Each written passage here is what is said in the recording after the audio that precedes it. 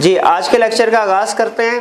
आज सबसे पहले हम असाइनमेंट डिस्कस करेंगे। केस स्टडीज़ है बेसिकली पास्ट पेपर्स की कोड ऑफ एथिक्स से रिलेटेड जो आपको होम असाइनमेंट के तौर पे दी थी, उनकी डिस्कशन होगी।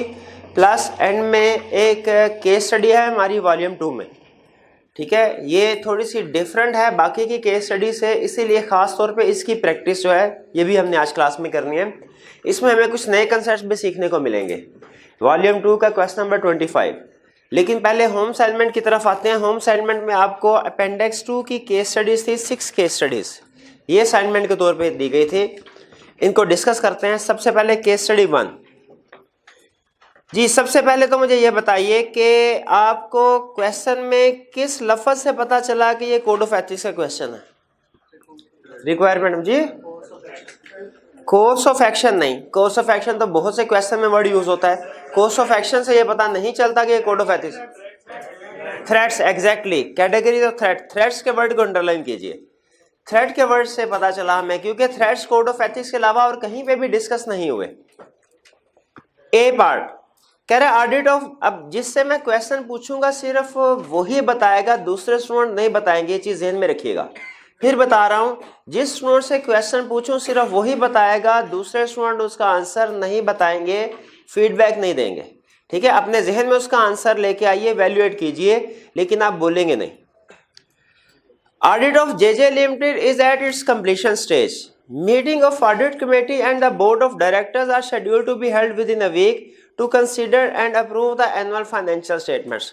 अभी तक की इंफॉर्मेशन में उसने हमें यह बताया कि ऑडिट कंप्लीट होने वाला है। JJL is facing financial difficulties and has not paid the audit fee of the previous year. CFO of JJL has committed to pay the previous as well as current year's audit fee after signing the audit report. जी मेरे भाई, आपने मुझे ये बताना है कि situation कौन सी है। वो जो हमने 19 सिचुएशंस पढ़ी है उनमें से कौन सी सिचुएशन है? ओवरड्यू फीस की ये सिचुएशन है। ओवरड्यू फीस से कौन सा थ्रेट क्रिएट होता है? Self interest threat. क्या कोई और थ्रेट क्रिएट होता है इस सिचुएशन में?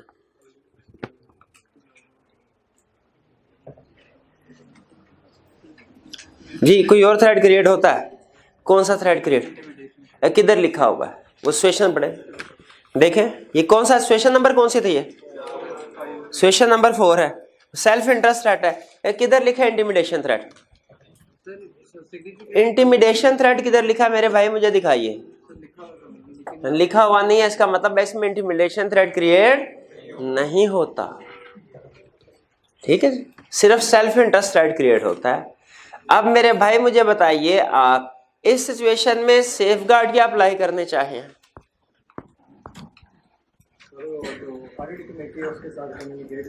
सबसे पहले तो हम CFO से डिस्कस करेंगे, मैनेजमेंट से, CFO से, कि फीस जो है वो हमारी पे कर दी जाए बिफोर साइनिंग ऑफ रिपोर्ट। अगर वो एग्री नहीं करता तो फिर ऑडिट कमेटी के साथ डिस्कस करेंगे। उनके साथ क्या डिस्कस करेंगे हम? कि फीस के बारे में क्या कहेंगे? ये बताएंगे कि हमारी कितनी फीस है, क्या? हाँ, उनके साथ एग्री करेंगे। टाइमलाइन, पीरियड के स्ट्रिक्ट कमिटमेंट कीजिए हमारे साथ कि हमें कब आप फीस पे कर देंगे, ठीक है। प्लस ये एग्री हो गया, इसके बाद कोई और सेफगार्ड अप्लाई करना है क्या? एडिशनल चार्टर्ड अकाउंटेंट जो है वो, उससे हम अपने काम का रिव्यू करवा लेंगे, ये इंश्योर करने के लिए कि कहीं फी रिकवरी के लिए हमने क्लाइंट को कोई फेवर तो नहीं दी। अच्छा बताइए, मैं 2 वर्ड आपके सामने यूज करने लगा हूं, आपने मुझे बताना है दोनों का मतलब सेम है या फर्क है। एक है इंगेज एडिशनल चार्टर्ड अकाउंटेंट, एक है इंगेज एडिशनल ऑडिटर। बताइए दोनों का मतलब एक ही है या फर्क है? कौन से वाला का हमें मार्क्स मिलेंगे, कौन सी वाला फ्रेज लिखने के मार्क्स नहीं मिलेंगे? चार्टर्ड अकाउंटेंट से हमारे एडिशनल ऑडिटर गलत कंसेप्ट है भाई। ऑडिटर तो हम खुद हैं, एडिशनल ऑडिटर क्या होता है? कोई एडिशनल ऑडिटर नहीं होता दुनिया में, ठीक है। एडिशनल चार्टर्ड अकाउंटेंट का वर्ड यूज करना हमने, करेक्ट। तो 1 का ए सिचुएशन क्लियर। बी की तरफ आते हैं। During the course of audit of HP Limited, the engagement partner has informed the firm that his brother has acquired 200,000 shares in HPL. Engagement partner ने ये कहा कि उसके भाई ने एक्वायर किए हैं 200 शेयर्स। जी मेरे भाई आप बताइए। हाँ जी, इस सिचुएशन में कौन कौन सा थ्रेट अराइज हो रहा है? ये है सिचुएशन है कौन सी? होल्डिंग फाइनेंशियल इंटरेस्ट वाली सिचुएशन है। थ्रेट कौन कौन सा क्रिएट हो रहा है? सेल्फ इंटरेस्ट थ्रेट और नहीं, फेमिलियरिटी थ्रेट नहीं राइज हो रहा। क्यों नहीं राइज हो रहा? फेमिलियर ब्रदर का जिक्र तो कर रहा है भाई। ब्रदर जो है वो क्लाइंट में एम्प्लॉय थोड़ा ही है। शाबाश, सेल्फ इंटरेस्ट थ्रेट, ठीक है भाई, पक्के आप। सेफ गार्ड बताइए क्या? नोटिफिकेशन जारी कर किसको? एफबीआर को, एसएससीबी को, आई क्या किसको? शेयर होल्डर को, मेंबर्स को नोटिफिकेशन जारी करेंगे। क्या नोटिफिकेशन में क्या लिखा होगा?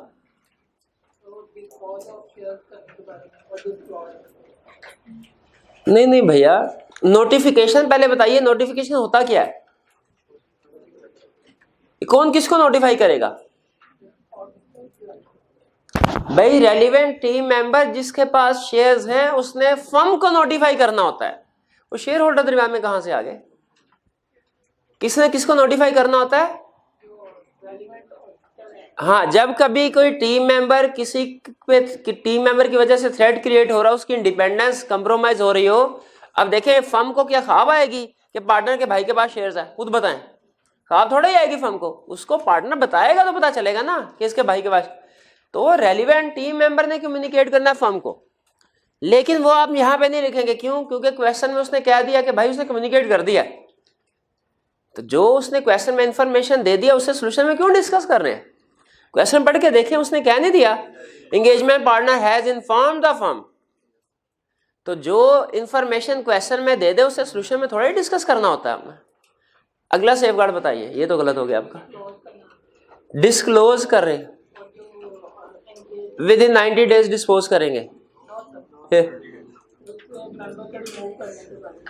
हाँ जी, उस रेलिवेंट टीम मेंबर को हमें अब इसको कन्विंस करना चाहिए ब्रदर को कि इन शेयर्स को डिस्पोज कर दे, सेल कर दे।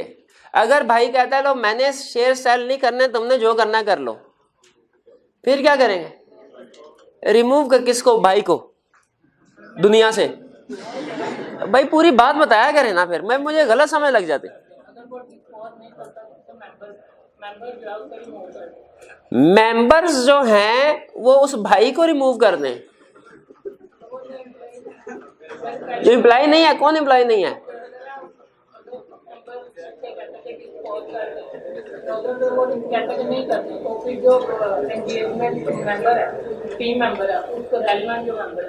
रेलिवेंट मेंबर कौन है भाई? क्वेश्चन में बता रहा है, वो नाम बोलना। एंगेजमेंट पार्टनर कहो, एंगेजमेंट पार्टनर। एंगेजमेंट पार्टनर को रोटेट कर दें। अगर उसका भाई शेयर्स को डिस्पोज नहीं करता तो फिर एंगेजमेंट पार्टनर को रोटेट कर देना चाहिए। और अगर उसने कोई ऑलरेडी काम किया हुआ, उसके काम का क्वालिटी कंट्रोल रिव्यू करवा दे रहे। भैया इशारों में बातें करेंगे, मुझे समझ नहीं आएगी। डिस्पोज, नोटिफिकेशन, डिस्पोज, रिमूव, क्या कह रहे हैं यार? मीनिंगफुल सेंटेंस देगा तो बात समझ आएगी ना। ठीक है जी, चलिए केस स्टडी 1 में कोई इश्यू, कोई पॉइंट डिस्कस करना चाहते हो तो डिस्कस कर लें। कोई नहीं, चलिए सेकंड की केस। जी जी, ये इसके इतने ज्यादा मार्क्स हैं। देखिए, आपने जब थ्रेड्स को डिस्कस करना है ना, सबसे पहले तो ये बताइए उसने सिग्निफिकेंस पूछा है कि नहीं इसमें? उसने कहा है discuss the categories of threat और फिर कहा है possible course of action.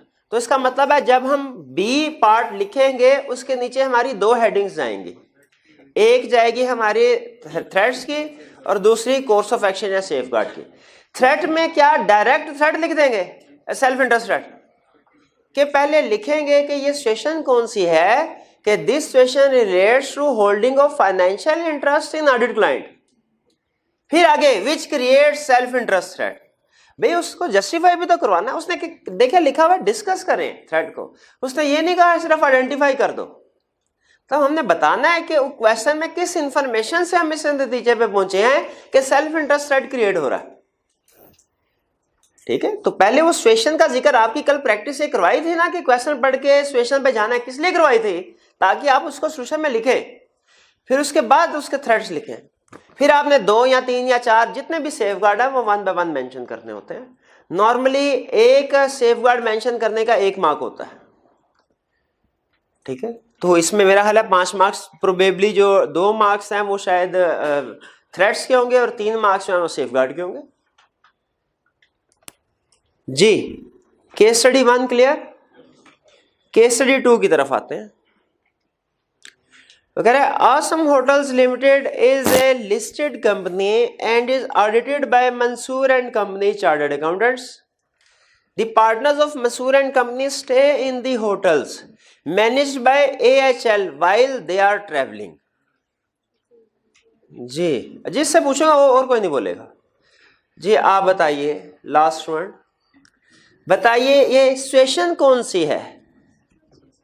Purchase of good and services वाली सिचुएशन है। जी तो बताइए क्या कोई इशू है अगर पार्टनर अपने क्लाइंट के होटल में स्टे करता है? This is a situation of purchase of goods and services from client which creates self-interest threat and सिर्फ सेल्फ इंटरेस्ट थ्रेट और तो कोई नहीं थ्रेट आएगा, पक्की बात है। चलिए आगे चलते, सेफ गार्ड बताइए। 3 चीजें हमने देखनी है, अगर तीनों चीजें पूरी हो रही है तो फिर ये ट्रांजैक्शन कंटिन्यू की जा सकती है, वरना नहीं। 3 कंडीशन कौन? पहले क्लाइंट का ऑर्डिनरी कोर्स ऑफ बिजनेस होना चाहिए जो क्वेश्चन की इंफॉर्मेशन से पता चल रहा है कि है। दूसरे मैं जैसे पूछ रहा हूँ भैया, दूसरे मार्केट टर्म्स एंड कंडीशन के ऊपर ट्रांजैक्शन हो। तीसरी ट्रांजैक्शन जो है वो दोनों के लिए इमटेरियल हो, ठीक है। अगर ये कंडीशन, इनमें से कोई एक कंडीशन भी फुलफिल नहीं हो रही, आगे लेके चले सोल्यूशन को, फिर क्या करेंगे? फिर इस ट्रांजैक्शन, किसको रिजेक्ट करना है? ट्रांजैक्शन को कि पार्टनर को? ट्रांजैक्शन को रिजेक्ट कर दीजिए। अगर वो ट्रांजैक्शंस को भी डिसकंटिन्यू नहीं करते, नेक्स्ट ऑप्शन क्या है? फिर उस पार्टनर, जो भी रेलिवेंट पार्टनर सर्विसेज ले ऑब्टेन कर रहे हैं, उनको रोटेट कर देंगे। बिल्कुल ठीक, शाबाश। B, an audit team member on Hansa Limited has inherited 100,000 shares in HL after the death of his father. Father की डेथ के बाद उसे 100,000 शेयर्स मिले। जी मेरे भाई, वो जो एंड में बैठे हैं, हाँ जी वाइट ड्रेस में, जी भाई आप ही कोई ऑफ वाइट है? हाँ जी बिल्कुल। बताइए इस सिचुएशन में केस स्टडी 2 पार्ट बी, ये सिचुएशन कौन सी है? जी जी आप अभी पढ़ना शुरू, अभी क्यों पढ़ना शुरू किया? मेरे साथ साथ नहीं पढ़ रहे थे तो भैया फिर दोबारा क्यों पढ़ रहे हैं? नई चीज निकल आनी है उसमें से। अब भूल गए, अभी तो पढ़ाया 1 मिनट पहले। कितना भजनी क्यों भूल गया है?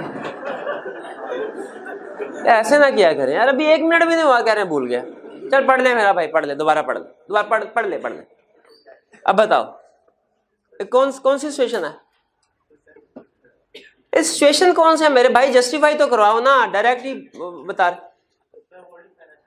Holding financial interest in audit client which create self interest threat, और तो कोई थ्रेट नहीं है, पक्की बात है। चलिए सेफ गार्ड बताइए क्या होंगे? अच्छा, उससे पहले दरखास्त नहीं करनी चाहिए भैया इसको डिस्पोज ही कर दे यार, तो शायद मान ही जाए। बताइए तरतीब से चले ना आप, ठीक है। क्या पहले ही क्वालिटी कंट्रोल रिव्यू की तरफ चले जाएंगे कि पहले उससे रिक्वेस्ट करनी चाहिए भाई इसको आपको डिस्पोज कर दे? तो रिक्वेस्ट करनी चाहिए कि नहीं? चले रिक्वेस्ट कर दी, वो कहता है मैंने नहीं डिस्पोज करने, अब क्या करें? उसे टीम से रोटेट कर दे, रिमूव कर दे। फिर ऑलरेडी अगर उसने कोई काम किया हुआ क्या करें उसका? एडिशनल ऑडिटर से, किससे? एडिशनल चार्टर्ड अकाउंटेंट से, कि उसके वर्क को जो उसने परफॉर्म किया उसको रिव्यू कर दे। जी केस स्टडी 2 क्लियर है, कोई इश्यू तो नहीं? इसमें पार्ट बी एग्जैक्टली वही था जो केस स्टडी 1 का पार्ट बी था, दोनों सेम सिचुएशन है ना। जी next case study 3, Munir is a chartered accountant and employed as a manager in a firm of chartered accountants. He has informed the engagement partner that his close relative holds 50,000 shares of a listed company whose audit is to be supervised by Munir. ठीक है कि मुनीर के close relative के पास 50,000 shares हैं और उसका audit supervise करेगा मुनीर। जी आप बता दीजिए ये इसमें सिचुएशन कौन सी है? Holding financial interest in audit client which creates self interest threat. और कोई थ्रेट तो नहीं है? तो बताइए इसके बाद आगे सेफगार्ड क्या है? मेंबर नोटिफाई करेगा फर्म को। मेरा ख्याल है कि ये हमें नहीं लिखना चाहिए क्योंकि उसने क्वेश्चन में लिख दिया कि उसने नोटिफाई कर दिया। मुझे तो हाँ रेलिवेंट टीम मेंबर्स को कन्विंस करना चाहिए कि वो शेयर्स को डिस्पोज कर दें। भाई रिक्वेस्ट ही कर सकते हैं ना उससे। अगर वो शेयर को डिस्पोज नहीं करता उसको रिमूव नहीं करना चाहिए, टीम से रिमूव कर देना चाहिए। और अभी तक जितना काम कर चुका है उसका एडिशनल चार्टर्ड अकाउंटेंट से रिव्यू करा लेंगे। वही देखिए वही एक ही सिचुएशन वो आई क्या बार बार पूछ रहे हैं। बहरहाल अच्छी बात है अगर ये सिचुएशन हमें भी आ जाए तो। B Daniyal is employed in a firm of chartered accountants. He has been a member of the audit team of Balakan Limited for the last few years. Last few years. जी ये मेरे भाई वो ग्लासेस के साथ जो भाई हैं जी बताइए लास्ट फ्यू ईयर्स का मतलब क्या होता है? पिछले कुछ सालों से। तो बताइए क्या इसमें कोई थ्रेट अराइज होता है? क्या थ्रेट? Familiarity threat. और हाँ जो है long association with client which creates familiarity threat. और कौन सा थ्रेट राइज होता है? अच्छा चलो ठीक है। सेफगार्ड बताइए कोर्स ऑफ एक्शन क्या करना चाहिए? टीम से रोटेट कर देना चाहिए। उसके वर्क को रिव्यू किया जाए कि उसने कहीं क्लाइंट को फेवर तो नहीं लॉन्ग एसोसिएशन की वजह से। और फर्म में रेगुलर क्वालिटी कंट्रोल रिव्यू होने चाहिए इस तरह के इश्यूज को आइडेंटिफाई करने के लिए कि किस टीम मेंबर को कितने साल हो गए हैं किस क्लाइंट पे। फर्म में सिस्टम होना चाहिए ना इस तरह का रेगुलर नेचर का। चलिए ठीक। केस स्टडी थर्ड में कोई प्रॉब्लम? कोई प्रॉब्लम नहीं है। जी जी पूछिए भाई।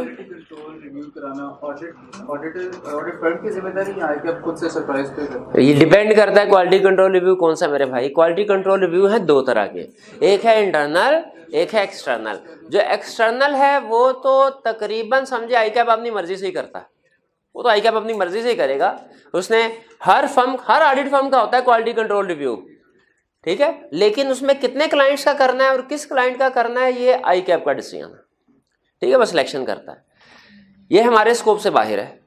इंटरनल क्वालिटी कंट्रोल रिव्यू भी हमारे स्कोप से बाहर है, लेकिन चूंकि कोड ऑफ एथिक्स में टर्म यूज होती है इसलिए मैं इसको एक्सप्लेन कर दिया करता हूँ इंटरनल एक्सटर्नल में। कोड ऑफ एथिक्स में जिस क्वालिटी कंट्रोल रिव्यू की बात होती है वो इंटरनल होता है, एक्सटर्नल नहीं होता।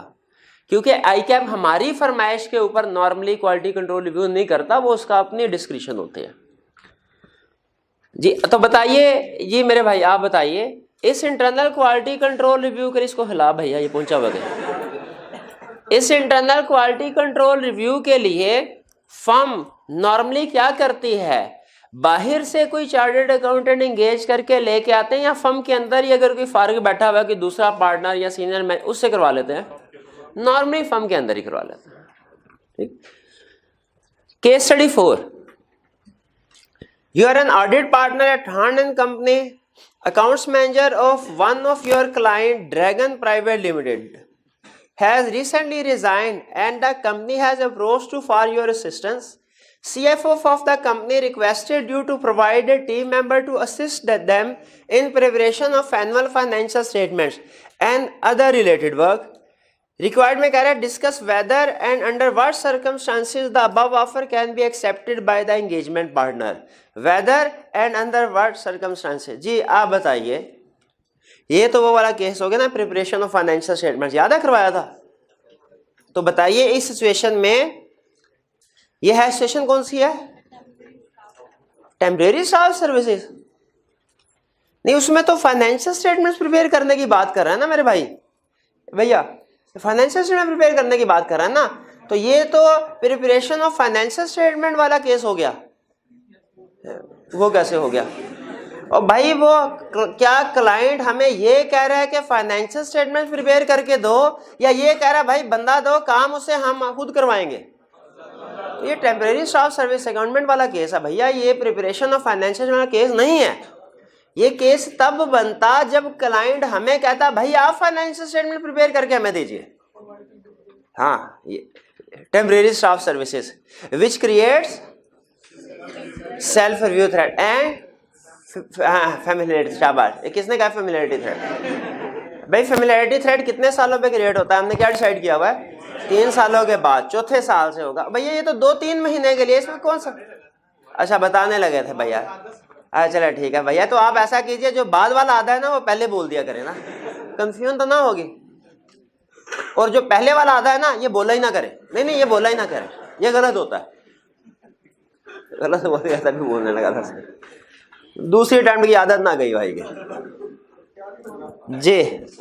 तो ये है टेम्परेरी स्टाफ सर्विसेज जिससे क्रिएट होता है सेल्फ रिव्यू थ्रेड। और मेरे भाई मुझे बताएंगे कि इसमें सेफगार्ड कौन से हैं?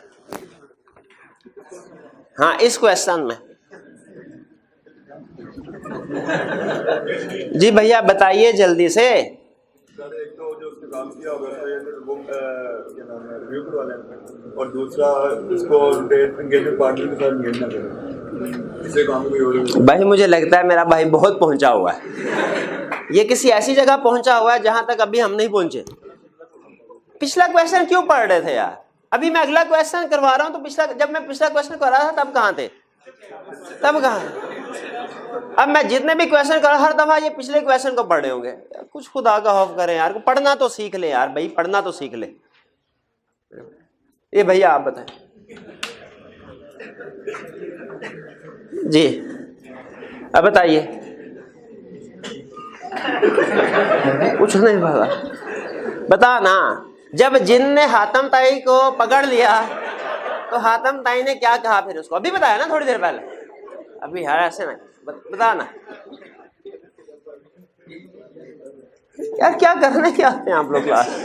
कुछ पता ही नहीं है कौन सा टॉपिक चल रहा है, कौन सा क्वेश्चन डिस्कस हो रहा है। भैया रहने दे। अब मैं मजीद किसी से पूछ के ना उसको शर्मिंदा करना चाहता ना खुद शर्मिंदा होना चाहता। जी शाबाश मेरे भाई, आप बताएंगे जी। बताइए। हाँ जी, सेफगार्ड पूछते हैं मेरे भाई।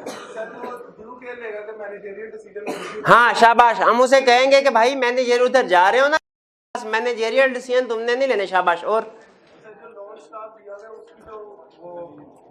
सुपरविजन है, वो क्लाइंट से कहेंगे भैया इसकी सुपरविजन, इसका रिव्यू, इसकी ट्रेनिंग, इंस्ट्रक्शन सारा कुछ आपकी रिस्पॉन्सिबिलिटी है। गलती हुई तो हमें ना कहना। फिर जब ऑडिट करने की बारी आएगी तो पहले तो उसको रखना ही नहीं टीम में। शाबाश। उसकी रिस्पॉन्सिबिलिटीज को रीस्ट्रक्चर कर देना चाहिए। बिल्कुल ठीक है, वो एरिया नहीं देंगे। शाबाश। तो ये था हमारा 4 का। बी पार्ट पढ़ते हैं। कहता है Bahar limited has approached your firm to act as their external auditors for the year ended 31 December 2017. Bahar Limited provides car on lease to their customers. One of the partners of your firm disclosed that he has purchased a car on lease from the company. Required, discuss whether the firm can act as the auditor of BL. अच्छा, इसमें note कीजिए, B में कहीं question में ये नहीं बता रहा कि कंपनीज एक्ट के मुताबिक हमने आंसर करना है कि कोड ऑफ एथिक्स के मुताबिक। चूंकि पार्ट ए में वो कोड ऑफ एथिक्स का जिक्र कर रहा था, ये सिचुएशन पार्ट ए वाली कोड ऑफ एथिक्स में ही डिस्कस हुई है, तो इसीलिए हमने उसी मुनासिबत से पार्ट बी को भी कोड ऑफ एथिक्स में ही इंक्लूड कर दिया। लेकिन मैं ये चाह रहा हूँ कि हम दोनों डिस्कस कर रहे हैं। तो पहले बताइए, अगर ये कंपनीज एक्ट की सिचुएशन होती, मेरे भाई जो एंड में बैठे हैं, हाँ जी, कंपनीज एक्ट की सिचुएशन हो अगर ये, तो बताइए क्या फर्म एज ऑडिटर एक्ट कर सकती है?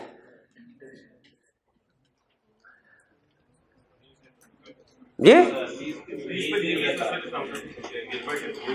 क्यों? लीज जो है क्या वो डेट कंसीडर की जाती है? जी बिल्कुल, लीज डेट कंसीडर की जाती है। लेकिन देखे ना, वो तो एक पार्टनर ने लीज पे लिए ना गाड़ी, बाकियों ने तो नहीं ली ना।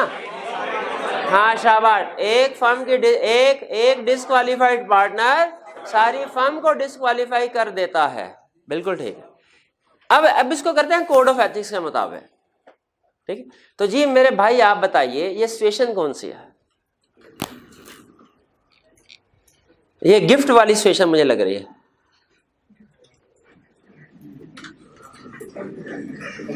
नहीं बाकी गिफ्ट वाली नहीं है। अच्छा भाई जवाब दो या ना दो, ये परेशान ना हो, मेहरबानी तुम्हारी।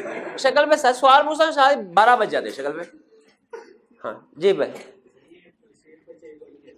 सेल परचेज वाली है। नहीं सिचुएशन टाइटल क्या था उसका, कोई मुनासिब से अल्फाज होंगे ना उसके, वो क्या थे? हाँ परचेज, शाबाश, purchase of good and services from client, क्योंकि क्लियरली कह रहा है मैंने परचेज, भाई पैसे दिए हैं, ठीक है। अच्छा ये purchase of good and service वाला और गिफ्ट वाले केस में फर्क क्या भला? हाँ शाबाश, एक फर्क ये है कि purchase of good and services में हमने पैसे देते हैं और गिफ्ट में फ्री। तो क्वेश्चन में अगर कहीं पे जिक्र कर दे पेमेंट की है या पेमेंट नहीं की, इससे हमें अंदाजा हो जाएगा। पेमेंट की है तो परचेज ऑफ गुड की तरफ चले जाएंगे, पेमेंट नहीं की तो हम गिफ्ट। दूसरी निशानी ये होती है कि अगर तो फर्म से हमने वो चीज ली है जो फर्म नॉर्मली सेल करती है, तो ये purchase of good and service वाला केस होगा। और अगर फर्म ने हमें वो चीज प्रोवाइड किया जो नॉर्मली सेल नहीं करती, हमें कोई उसने एक्स्ट्रा फैसिलिटी प्रोवाइड कर दी है, जैसे सारे तो फ्री के लिए कहीं ले गए, तो फिर वो हमारा वो गिफ्ट हॉस्पिटैलिटी ट्रीटमेंट की तरफ जाएगा, ठीक है। ये दो चीज ध्यान में रखना है कि क्या जिस चीज का जिक्र हो रहा है वो फर्म का ऑर्डिनरी कोर्स ऑफ बिजनेस वाली है और पैसे दिए हैं कि नहीं। जैसे एक क्वेश्चन में उसने कहा कि मोबाइल फोन हमने 30% डिस्काउंट पे ले लिए, कंपनी मोबाइल फोन बनाती थी।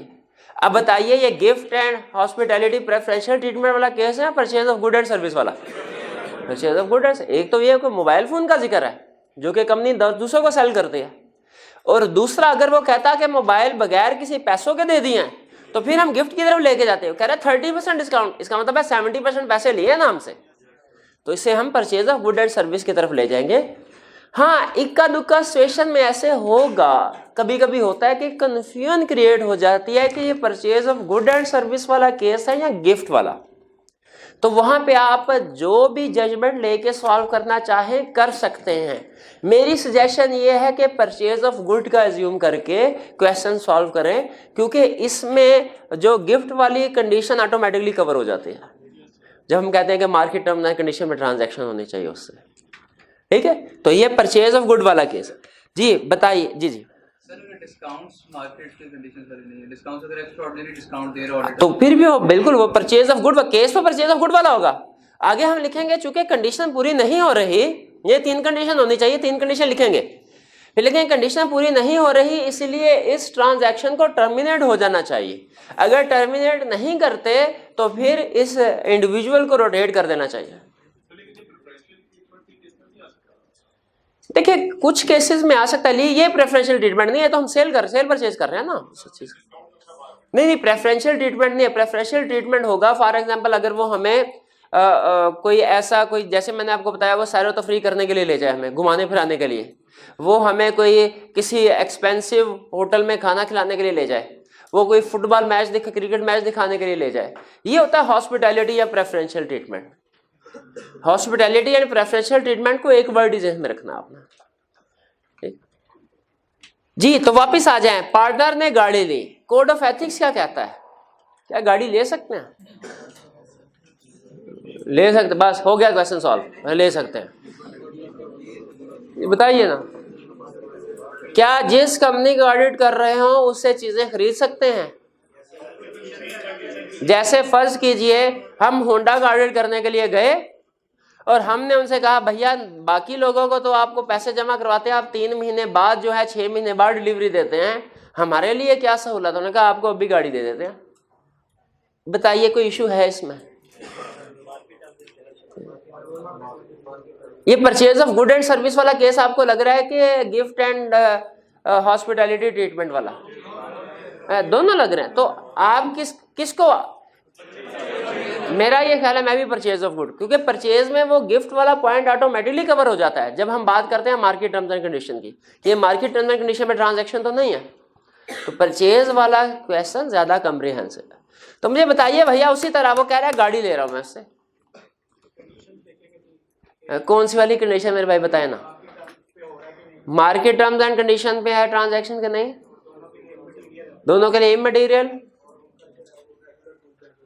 जो ऑर्डिनरी कोर्स ऑफ बिजनेस है। अगर तीनों कंडीशन पूरी हो रही है तो फिर कंटिन्यू करने दें, और अगर कोई एक कंडीशन भी फुलफिल नहीं हो रही तो फिर इस ट्रांजैक्शन को रिफ्यूज कर देना चाहिए, सेटल कर देना चाहिए, और अगर सेटल नहीं करते तो उस पार्टनर को रोटेट करना चाहिए। ये बी वाली सिचुएशन समझ आई आपको? बी वाली सिचुएशन अच्छी सिचुएशन थी, ये क्वेश्चन अच्छा बनाया था जिसने बनाया, हालांकि नॉर्मली पिप फॉर्म में कोई इतने अच्छे क्वेश्चन सेट नहीं होते, लेकिन ये अच्छा बनाया उसने क्वेश्चन जिसने भी बनाया। वो सेटल कर सकते, रिजेक्शन रहा सेटल कर दे, तो बाकी जितने भी पैसे वो पे कर दे। और से अब कहते हैं किस तरह का क्वेश्चन, हमने वो आई कैप का भी क्वेश्चन था जिसमें वो हमने कहता था मिनिमम कंडीशन बताओ to accept the order client. उसमें 2 पॉइंट थे, क्रेडिट कार्ड वाला था और एक शायद लीज वाला था, यूटिलिटी बिल वाला था। चले बहरहाल उसमें फिर ये लीज वाला भी कोई पॉइंट था, और हमने कहा था लीज लाइबिलिटी जो है इसको सेटल कर देना चाहिए। हाँ, ये भी थोड़ी देर पहले मैंने इसका जिक्र किया, नहीं बता रहा। तो हमें एग्जाम में आप इसको, क्या ये सिचुएशन कंपनीज एक्ट में डिस्कस हुई है, तो फिर आप इसको कंपनीज एक्ट के मुताबिक करेंगे, खत्म। एक के मुताबिक ही करना होता है, दोनों के मुताबिक नहीं करना, ठीक है। लेकिन क्वेश्चन में लिख दीजिएगा कि हम इस सिचुएशन को कंपनीज एक्ट के मुताबिक सॉल्व कर रहे हैं जी। 4 में और कोई प्रॉब्लम? कोई प्रॉब्लम नहीं। 5th की तरफ आ जाते हैं। जी जी पूछिए भाई। अकॉर्डिंगली जो इंडेटेडनेस को क्लियर ऑफ करने का टाइम लिमिट क्या होता है? नहीं, उससे टाइम लिमिट नहीं बताई उन्होंने कहा कि आप ऑडिट मतलब स्टार्ट होने से पहले उसको क्लियर कर दीजिए। एथिकल सिचुएशन याद रखें, ऑडिट के स्टार्ट में भी फेस करना पड़ सकते हैं, ड्यूरिंग ऑडिट भी फेस करना पड़ सकता है। Case study 5, you have recently been promoted as a partner in the assurance department of a firm of chartered accountants.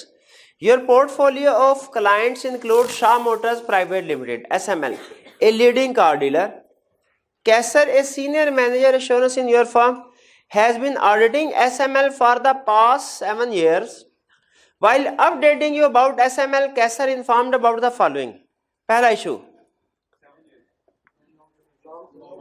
हाँ देखा, वो चुपके से एक पॉइंट को इंक्लूड करके आगे निकल गया। उसने 1 और 2 दिया। इसमें इस अटेम्प्ट में बहुत से स्टूडेंट ऐसे भी थे जिन्होंने 1 को भी आंसर किया, 2 को भी आंसर किया, और बस फिर वापस आ गए। वो सोल्यूशन देखा तो 7 ईयर का भी जिक्र कर रहा था। हाँ, तो बिल्कुल अच्छा पिक किया आपने कि 7 ईयर एक इशू है। अच्छा बताइए, इसकी वजह से कौन सा थ्रेट हो रहा है? ये मेरे भाई आप जो कॉर्नर में बैठे जिससे पूछ रहे हैं वो बताएं। हाँ जी, ये डूबे हुए कहीं भाई जी मेरे भैया, ये 7 ईयर की वजह से कौन सा थ्रेट राइज हो रहा है जी?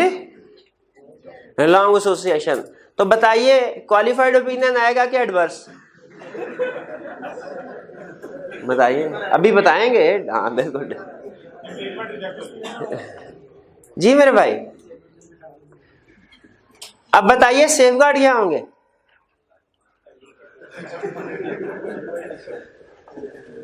कुछ नहीं पता। ये क्यों नहीं पढ़ गया है? कल मेरे भाई ने कितनी देर ऑडिट पढ़ा? कल 2 घंटे ऑडिट पढ़ा है। अच्छा, ये चैप्टर पढ़ा है? ये चैप्टर नहीं पढ़ा ना।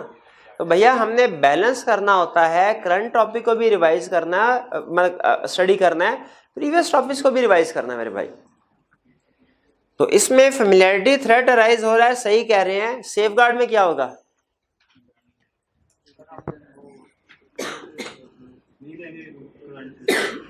क्लाइंट से क्या नहीं लेंगे? ये बंदा क्लाइंट हमें दे रहा क्या? अरे 7 साल तक ऑडिट टीम का हिस्सा बना रहा है, अपना ही कोड ऑफ एथिक्स इशू कर देते हैं बैठे बैठे। अब भाई उसे टीम का हिस्सा नहीं बनाएंगे, उसे रोटेट कर देंगे उसे। और अगर उसने ऑलरेडी कोई काम किया है तो उसके काम का एडिशनल चार्टर्ड अकाउंटेंट से रिव्यू करवा देंगे। चलिए नेक्स्ट 1 जी जी।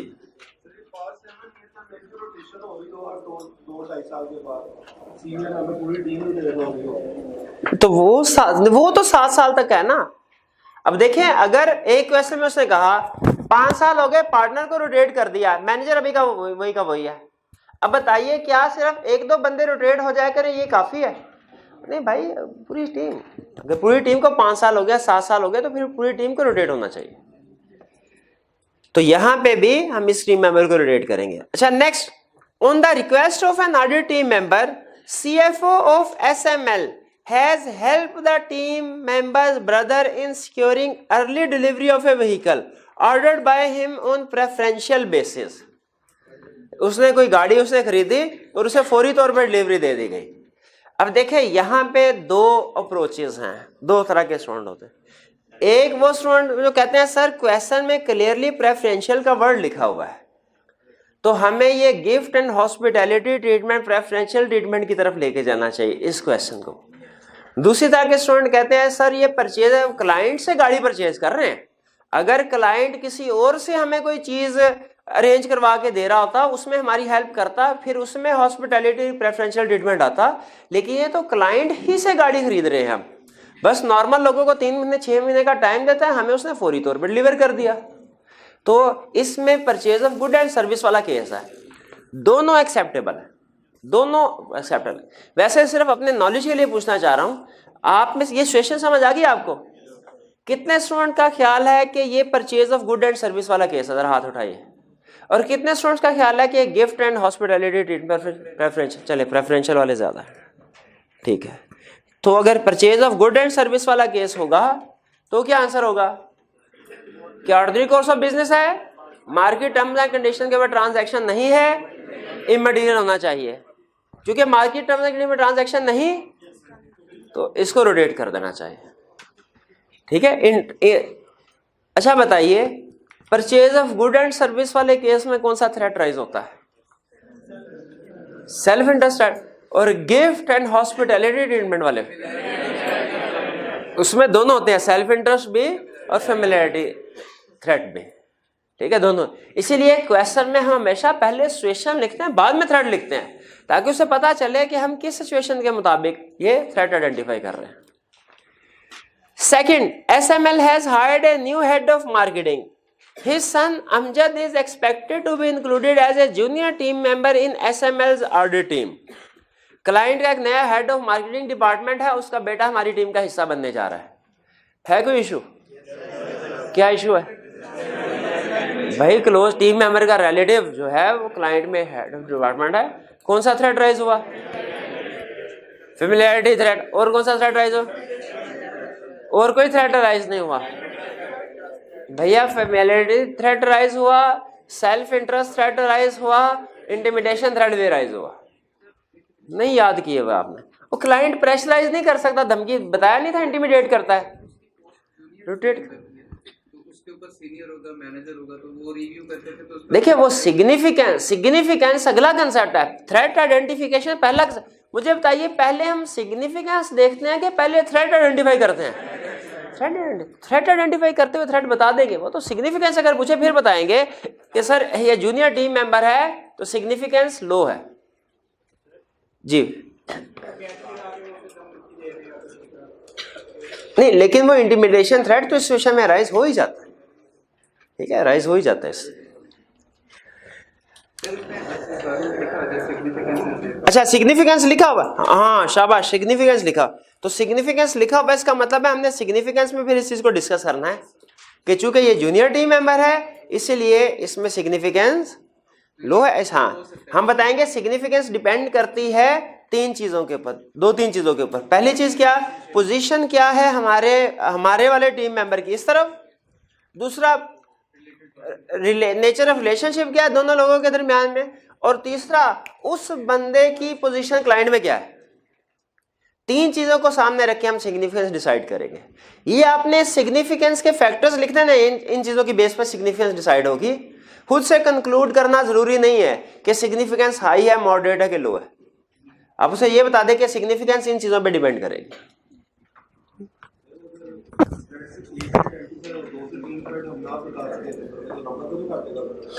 नंबर काटेगा और क्या करने के लिए बैठे हो? तो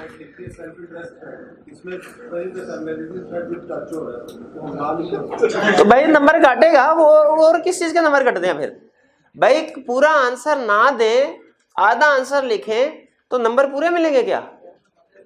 नहीं भाई, वो एग्जामिनर कमेंट्स में इस चीज को मेंशन करता है, कहता है मैं दो चीजों के नंबर काटता हूं थ्रेड में, एक रेलिवेंट थ्रेड नहीं लिखा, दूसरा इररेलिवेंट थ्रेड लिख दिया, दोनों चीजों के नंबर काटता हूं। क्योंकि अब अगला क्वेश्चन आपने ये पूछना था कि अच्छा सर कंफ्यूजन हो रही है तो क्या सारे थ्रेड लिख दें हम 3 4 5? तो एग्जामिनर थ्रेड्स में दो चीजों के मार्क्स डिडक्ट करता है, एक किस चीज के रेलिवेंट थ्रेड ना लिखें और दूसरा किस चीज के इररेलिवेंट थ्रेड लिखते हैं। तो ये थोड़ा सा आपको कष्ट उठाना पड़ेगा, याद करना पड़ेगा कि किस सिचुएशन में कौन सा थ्रेड राइज होता है। इतना मुश्किल नहीं है, 19 सिचुएशन है, एक सफे के ऊपर लिखे, आपको 2-3 घंटे में याद हो जाते हैं। उसके बाद आपने हर हफ्ते रिवीजन करनी होती है बस।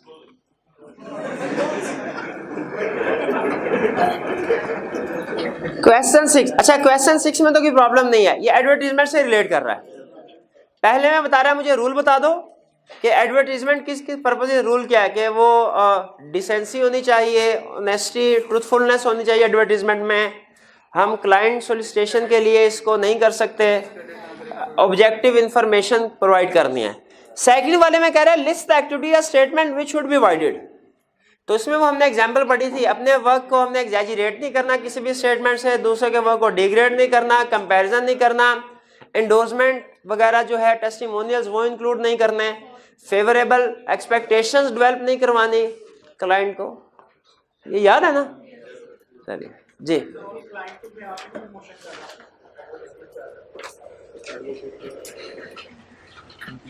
Chart accountant some time issue public notice, हाँ जी बिल्कुल। इट आल्सो आगे कह रहे हैं further it also communicates with prospective clients while negotiating the services to be offered. तो कह रहा है क्लाइंट की भी अपने भी करता है, बिल्कुल ठीक है। तो इसीलिए इसे उन रूल्स को फॉलो करना पड़ेगा।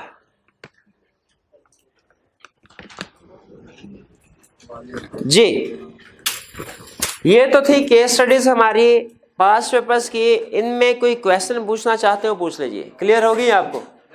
अब वॉल्यूम 2 निकालिए। क्लास में कितने स्टूडेंट ऐसे हैं जिनके पास वॉल्यूम 2 नहीं है? भाई मैंने आपसे कहा हुआ ना कि आपने हर रोज वॉल्यूम 2 लेके आना है, तो क्यों नहीं लेके आए? क्वेश्चन चाहे डिस्कस हो या ना हो, वॉल्यूम 2 आपने हर रोज लेके आना है जी। ऐसा ना किया। अब किसी से किताब ले तो मोबाइल होगा, मोबाइल जरूर आप लाजमी साथ लेके आए, मोबाइल नहीं अलमारी में रहा होगा, कंफर्म है मुझे। हाँ, ये निकालें, तस्वीर लें और फिर पढ़ें। जो चीज़ अहम है जाहिर है वही साथ लेके आएंगे आप, फिर कहते हैं क्या पास नहीं करता। हाँ बैठ जा सॉरी यार भूल गया, बैठ जा।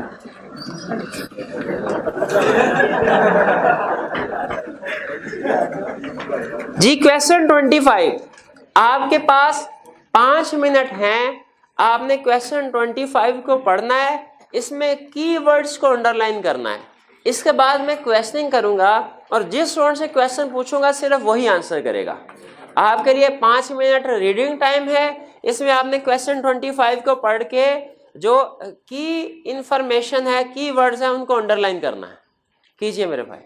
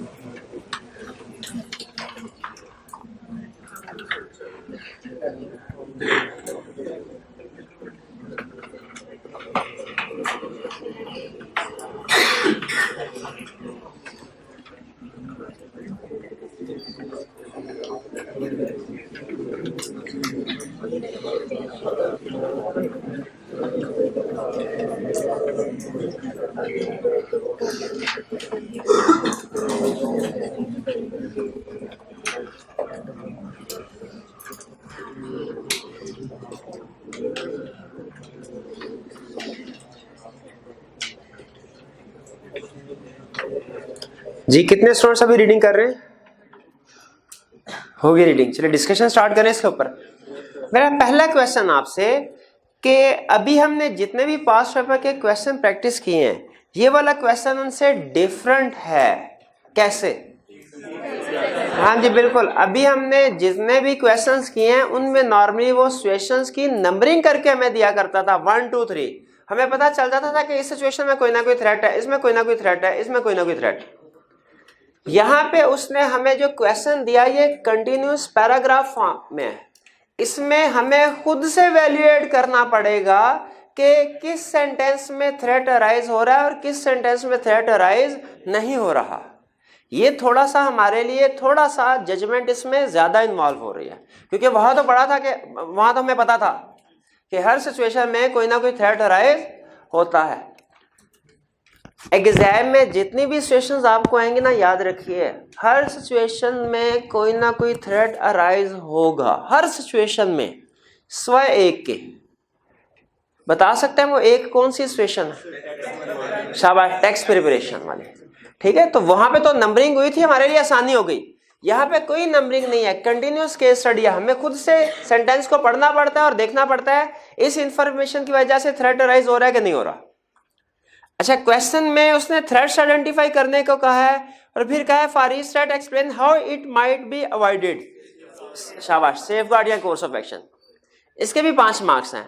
अब मुझे ये बताइए, थ्रेट्स रिक्वायरमेंट 1 के उसने 5 मार्क्स दिए हैं। इसका मतलब यह है कि हमसे कितने थ्रेट्स आइडेंटिफाई करने का? एटलीस्ट 5। ठीक है, हो सकता है एक दो उसने एक्स्ट्रा भी डाल दिए हो, लेकिन कम से कम। इसका मतलब है हर थ्रेट, हर सिचुएशन जो जिससे थ्रेट क्रिएट होता है उसको आइडेंटिफाई करने का 1 मार्क होगा। अच्छा, सेफ गार्ड हमें कितने बताने चाहिए?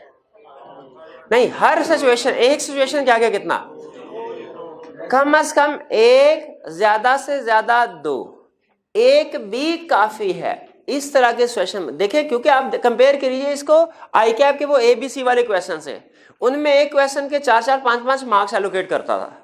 तो हमने उसे तसल्ली के साथ पहले वो सिचुएशन बताते थे, थ्रेट बताते थे सारे, फिर उसके बाद सेफगार्ड 1, 2, 3, 4 जितने भी इन्वॉल्व होते थे वो सारे बताया करते थे हर सिचुएशन के। लेकिन यहाँ पे चूंकि हर सिचुएशन के 2-2 मार्क्स हैं, 1 मार्क थ्रेट के लिए और 1 सेफगार्ड के लिए, तो सेफगार्ड के लिए 1 अगर आप कोर्स ऑफ एक्शन लिख देते हैं वो भी सफिशिएंट है। ज्यादा लिखना चाहे तो मैक्सिमम 2 लिखने हैं, इससे ज्यादा नहीं लिखने इस तरह के क्वेश्चन में, क्योंकि मार्क्स कम है ना। ठीक है, मार्क्स कम है। उसने 5 थ्रेट्स आइडेंटिफाई करवाए हमसे और 5 सेफगार्ड्स। ठीक है, तो बेसिकली ये आई कैप का जो नॉर्मल क्वेश्चन होता है उसके डबल से भी ज्यादा identify. Normally I cap 1 threat और उसके सेफगार्ड के 5 मार्क्स एलोकेट करता है, आपने देखे होंगे मार्क्स। यहां पे वो 5 रिक्वायर कर रहा है और फिर 10 मार्क्स दे रहा है। हर एक सिचुएशन के 2 मार्क्स हो गए, 1 थ्रेट के लिए, सेफगार्ड के लिए।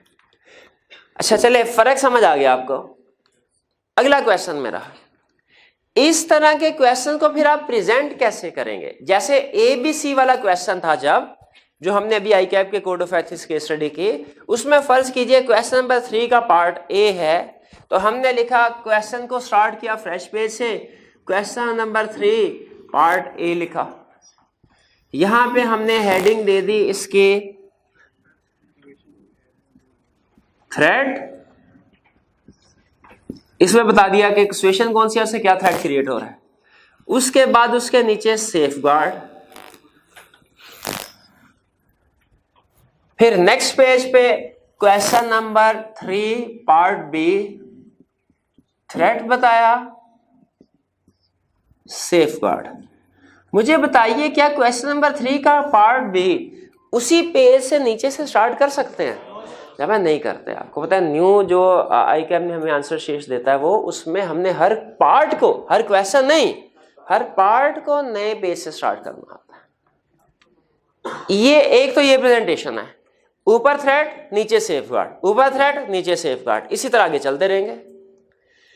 इस तरह का जो क्वेश्चन आएगा जब कंटिन्यूअस केस स्टडी होगी, इसमें 2 फॉर्मेट यूनिवर्सली एक्सेप्टेबल हैं, एक अनएक्सेप्टेबल नहीं है। पहले मैं आपको बता दूं कौन से फॉर्मेट एक्सेप्टेबल है।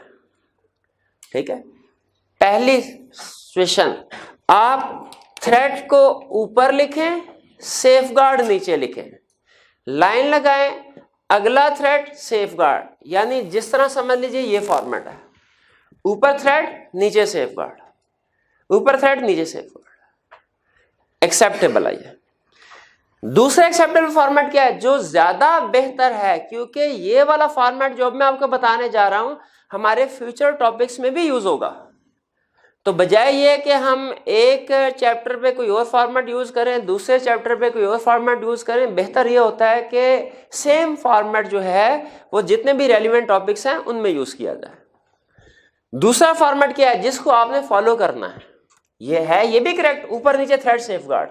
दूसरा फॉर्मेट क्या है, ऊपर नीचे थ्रेड सेफगार्ड नहीं, आगे पीछे, आमने सामने, बिल्कुल आमने सामने हमने थ्रेड और सेफगार्ड, दरमियान में, पेज के दरमियान में लगाई गई लाइन, लेफ्ट साइड पे आएगी रिक्वायरमेंट नंबर 1, राइट साइड पे आएगी रिक्वायरमेंट नंबर 2, यहां पे है थ्रेट और फिर यहां पे है सेफगार्ड।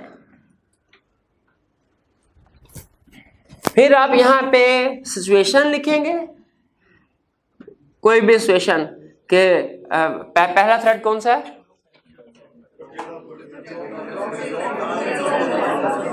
लॉन्ग एसोसिएशन, बिल्कुल। तो यहां पे लिखेंगे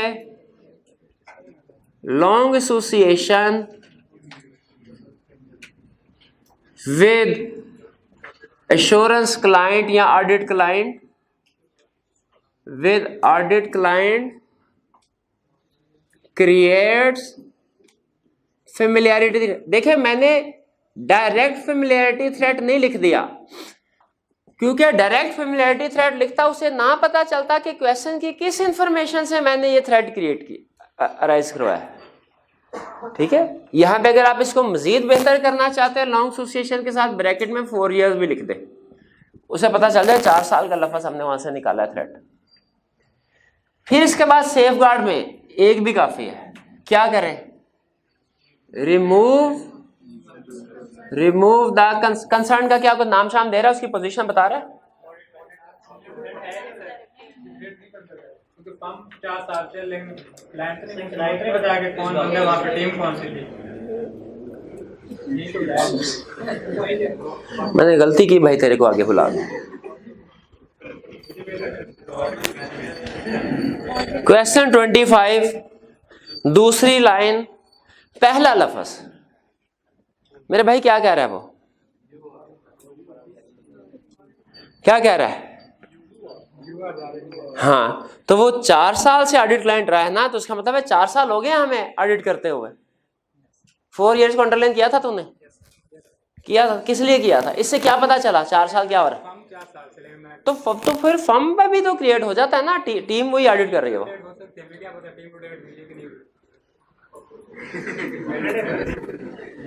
तो भाई क्या हमें इसको चले उसने फर्ज कीजिए ये बताया है कि फर्म पिछले एक वैसे में उसने कहा पिछले 10 साल से ऑडिट कर रही है। क्या हमें इसमें थ्रेड डिस्कस नहीं करना चाहिए कि ये एज्यूम कर लेना चाहिए कि डिफरेंट हर साल टीम बदल रही होगी? डिस्कस करना। देखिए क्वेश्चन में जब एग्जामिनर इंफॉर्मेशन देता है तो उसका मतलब होता है कि हम इसको कंसीडर करें। और मैं वैसे भी यहाँ पे चले फॉर्मेट पे फोकस करता बहरहाल, चले अच्छा ये कंसेप्ट भी डिस्कस हो गया। अब फॉर्मेट के ऊपर वापस आए। नेक्स्ट है रिमूव द कंसर्न मेंबर या relevant team members from audit team. Thread बताया लेफ्ट साइड पे, राइट साइड पे सेफगार्ड बताया। इसके बाद लाइन लगा दी। इसके बाद अगला थ्रेड, अगला सेफगार्ड, फिर लाइन लगा दी, फिर थ्रेड, फिर सेफगार्ड। आपने वैसे ये इस फॉर्मेट के मुताबिक भी कर सकते हैं। इस तरह का क्वेश्चन जब कंटिन्यूस केस स्टडी हो तो आप थ्रेड और सेफगार्ड ऊपर नीचे भी लिख सकते हैं, आमने सामने भी। बेहतर अप्रोच क्या है? हाँ, जब आई कैप ने अपना ABC करके आंसर दिया हो ना, वो तो इसी तरह करें। ABC करके जब उसने क्वेश्चन पूछा हमसे, वो इसी तरह करें। लेकिन जब कंटिन्यूस केस स्टडी है तो उस सूरत में फॉर्मेट क्या होगा हमारा, और ये फॉर्मेट याद रखिए आगे चल के भी हम यूज करेंगे। ठीक है, फिर सुन लीजिए। कंटिन्यूस फॉर्म में, पैराग्राफ फॉर्म में जब केस स्टडी आती है, इसको अटेम्प्ट करने का तरीका 2 तरीका कार है जो एक्सेप्टेबल है। पहला तरीका है ऊपर थ्रेड फिर नीचे सेफगार्ड, फिर उसके बाद थ्रेड फिर नीचे सेफगार्ड। इस तरह फॉर्मेट एक्सेप्टेबल है। दूसरा फॉर्मेट क्या है? आमने सामने, लेफ्ट साइड पे थ्रेड, राइट साइड पे सेफगार्ड, लेफ्ट साइड पे थ्रेड, राइट साइड पे सेफगार्ड। दोनों एक्सेप्टेबल है। मैंने कौन सा रिकमेंड किया आपको? ये वाला। तीसरा तरीका जो एक्सेप्टेबल नहीं है, सारे थ्रेड्स इकट्ठे कर दिए रिक्वायरमेंट 1 में, और फिर रिक्वायरमेंट 2 में सारे सेफगार्ड इकट्ठे कर दिए। ये एक्सेप्टेबल नहीं है। बता सकते हैं एक्सेप्टेबल क्यों नहीं है? क्योंकि उसको पता नहीं चलेगा कि किस थ्रेड का कौन सा सेफगार्ड है, तो मिक्स हो गए सारे। इसमें पता चल रहा है, इसमें भी पता चल रहा है, दोनों इसीलिए एक्सेप्टेबल है। पता चल रहा है स्पेसिफिकली कौन से थ्रेड का क्या सेफगार्ड है। लेकिन अगर आप सिचुएशन कहानी में सारे थ्रेड्स इकट्ठे कर देंगे, उसके बाद सारे सेफगार्ड भी इकट्ठे कर देंगे, उसको नहीं पता चल सकेगा कि किस थ्रेड का क्या सेफगार्ड है। इसीलिए वो तरीका एक्सेप्टेबल नहीं है कि आप थ्रेड्स को इकट्ठा कर दें सारे, और सारे सेफगार्ड्स को भी इकट्ठा कर दें। वो भी बेहतर नहीं है, वो भी बेहतर नहीं है। पॉइंट्स, क्योंकि बाज़ औक़ात किसी एक सिचुएशन में एक से ज्यादा थ्रेड आइडेंटिफाई हो जाते हैं, आपके पॉइंट्स तो गड़बड़ हो जाएंगे। सिचुएशन 5 है, थ्रेड्स आपने लिखे होंगे 7, और फिर उसी तरह आगे सेफगार्ड हो सकता है 10 लिख दें आप, तो एग्जामिनर तो मिलाता ही रहेगा। नहीं, उसके बजाय ये बेहतर नहीं है खुद सोचे किस में हमारी जान सुकून में है, उसमें नंबरिंग को मैच करते हैं मुश्किल। इसमें 2 पार्ट्स इकट्ठे एक ही पेज पे आ रहे हैं, ये एक्सेप्टेबल है। बाज़ औक़ात ये जरूरी हो जाता है, इसमें एक्सेप्टेबल है, इसमें परेशान होने की जरूरत नहीं है। ठीक है, क्वेश्चन की नेचर ऐसी है कि हमने उसे इकट्ठे प्रेजेंट करना है जी। तो अब अच्छा, अब बताइए ये फॉर्मेट समझ आ गया आपको?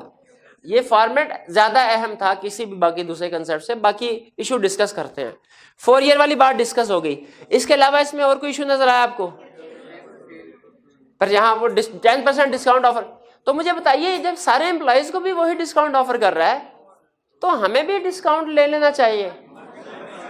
मार्केट नहीं, याद रखें एम्प्लॉयज के लिए सिर्फ डिस्काउंट है और ऑडिटर एम्प्लॉय नहीं है, वो ये डिस्काउंट हासिल नहीं कर सकता। हाँ, अगर वो कहता है ये डिस्काउंट सारी दुनिया को दिया जा रहा है, जनरल पब्लिक को, फिर ऑडिटर ये डिस्काउंट हासिल कर सकता था, अब नहीं कर सकता। इसके अलावा इशू इसमें सेकंडमेंट का केस भी आ गया 3 मंथ्स का। जी बिल्कुल। तो बताइए क्या थ्रेट राइज होता है, सेफगार्ड क्या होंगे? ठीक है, उसे टीम का हिस्सा नहीं बनाना चाहिए, या अगर बनाना है तो उसकी रिस्पॉन्सिबिलिटी को रिस्ट्रक्चर करते हैं। चाहे एक सेफगार्ड लिख दे वो भी काफी है, दिल करे तो 2 लिख दे, लेकिन एक भी काफी है। इसके अलावा हाँ 16%, अंडरलाइन कीजिए 16% ऑफ टोटल फीस वाला पॉइंट, ये आपके लिए नया पॉइंट है, हमने ये नोट्स में डिस्कस नहीं किया हुआ। कोड ऑफ एथिक्स क्या कहता है? ये कंटीजेंट फी नहीं है। कोड ऑफ एथिक्स ये कहता है ओवरड्यू भी नहीं है, इसको कहते हैं अनड्यू डिपेंडेंस।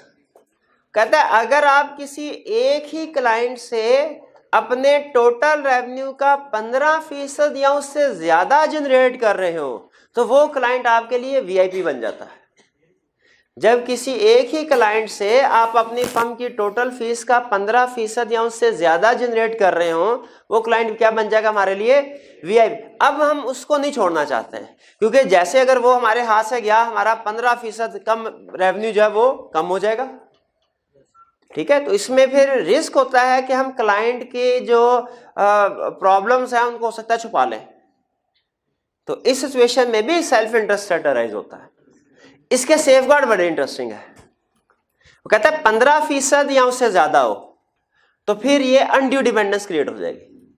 कहता है सेफगार्ड क्या है? पहला सेफगार्ड कहता है क्लाइंट को कुछ ना कुछ सर्विसेज जो आप प्रोवाइड कर रहे हैं डिसकंटिन्यू कर दें ताकि ये 15% से कम हो जाए।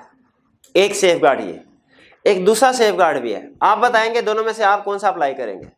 दूसरा सेफगार्ड ये है कि अपनी client base number of clients increase करें।